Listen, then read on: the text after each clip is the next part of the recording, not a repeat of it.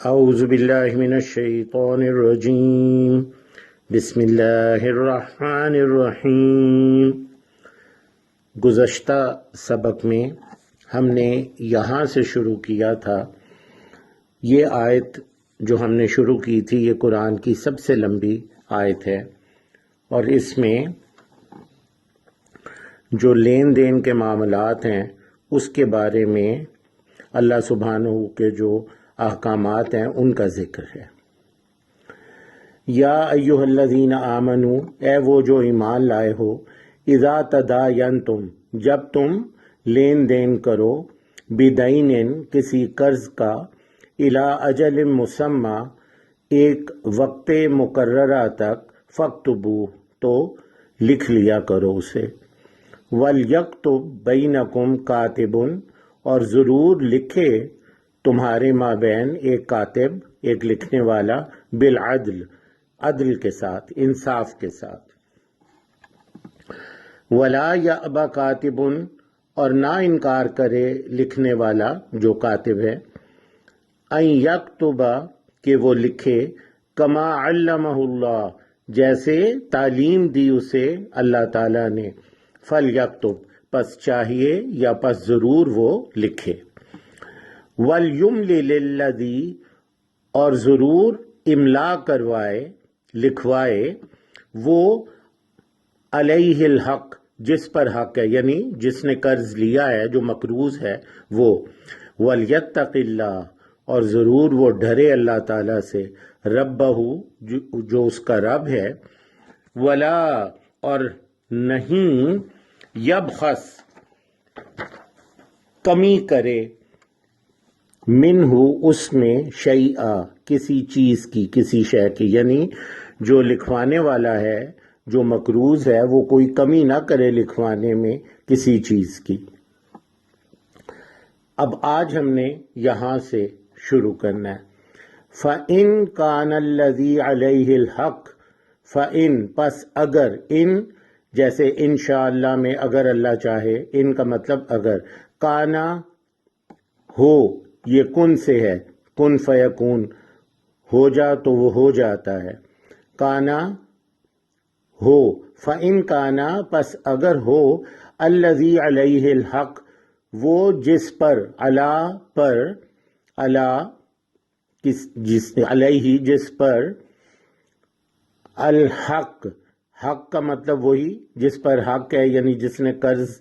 لے رہا ہے، جو اس نے ادا کرنا ہے بعد میں۔ فَإِن كَانَ الَّذِي عَلَيْهِ الْحَقُّ، پس اگر ہو وہ جو مقروض ہے، یعنی جس پر حق ہے، جس نے قرض لیا ہے، سفیہا، نادان،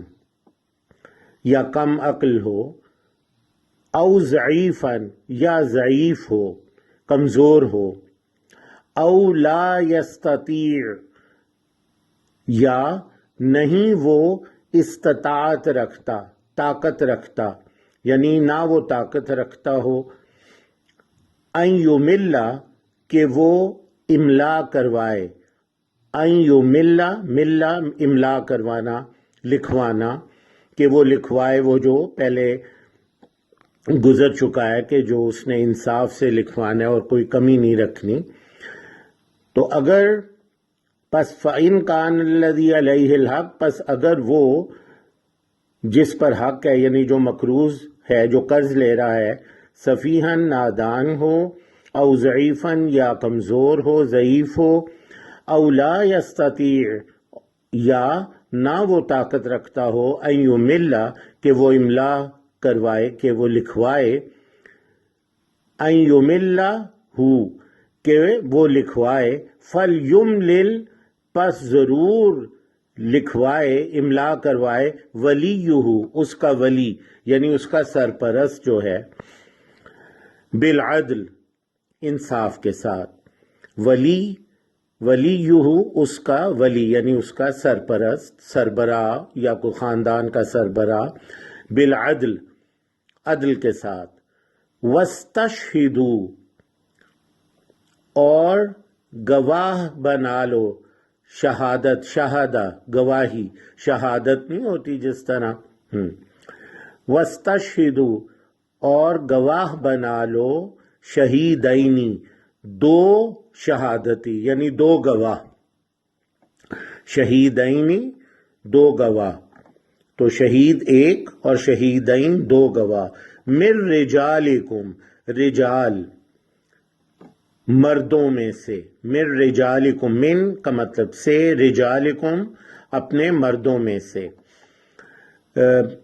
ایک اردو میں لفظ ہوتا ہے قحط الرجال کہ جو قابل اور اہل لوگ ہیں ان کا قحط ہو، یعنی قابل لوگ نہ ملتے ہوں،